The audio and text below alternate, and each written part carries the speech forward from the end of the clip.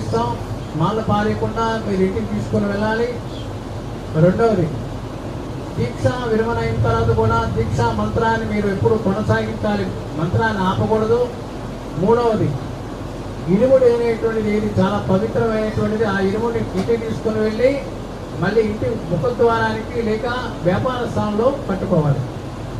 4, ఇంటికి వెళ్ళేంతవరకు కూడా దీక్షా వస్త్రాలని మార్చకూడదు. ఇంటికి వెళ్ళి మీ సమీపంలో ఉండేటువంటి గోమాతకి, ఆవుకి చిన్న బెల్లం మీ చేతితో తినిపించి తల్లిదండ్రులకి పెద్దలకి మొక్కి అప్పుడు వస్త్ర విసర్జన చేయాలి. ఇది చాలా ముఖ్యమైన సూచన. 5వది, మీకు కింద చెప్పాం, అయోధ్యలో రామ మందిర నిర్మాణానికి ఎలా అయితే తలో ఇటుక రాయి, తలో రూపాయి, తలో దక్షిణ ఇచ్చారో యథాశక్తిగా ఈ నిర్మాణానికి మీరందరూ కూడా చక్కగా పాల్గొనే అవకాశం మీకు ఏర్పాటు చేశాం. అవకాశం ఉండేటువంటి వాళ్ళందరూ కూడా పాల్గొనండి. విజయవాడలో మన గురుస్థానంలో జరిగే నిర్మాణంలో మీరు కూడా భాగస్వాములు అయ్యారనేటువంటి అమోఘమైనటువంటి ఆశీర్వాదాన్ని పొందడానికి మీరందరూ కూడా ప్రయత్నం చేయండి. సంతృప్తి పొందండి. జై శ్రీరామ్, జై హనుమాన్. ఏడుకొండలవాడ వెంకటరమణ గోవిందా, ఆపద్బాంధవ అనాథ రక్ష గోవిందా, కాసలవాడు గోవిందా.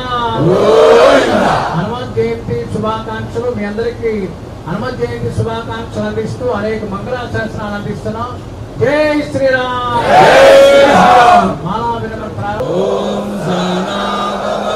సహనౌ భునక్తు సహ వీర్యం కరవావహై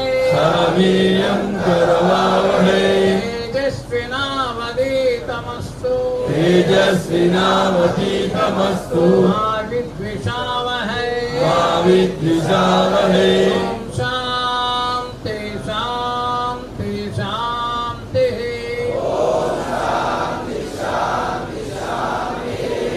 సర్వం శ్రీరామదూతార్పణమస్తు.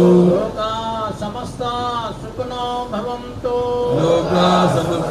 సుఖినో భవంతు. సర్వే జనా సుఖినో భవంతు. ఓం శాంతి శాంతి శాంతి. శాంతి శాంతి శాంతి.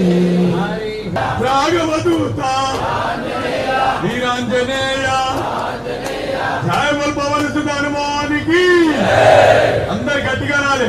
రాజా రామచంద్ర భగవానికి జయము జయము ఆంజనేయ, జయము నీకు అప్రమేయ. జయము జయము ఆంజనేయ, జయము నీకు అప్రమేయ. వందనాలు చేకొనుమయ్యా ఓ వజ్రకాయ.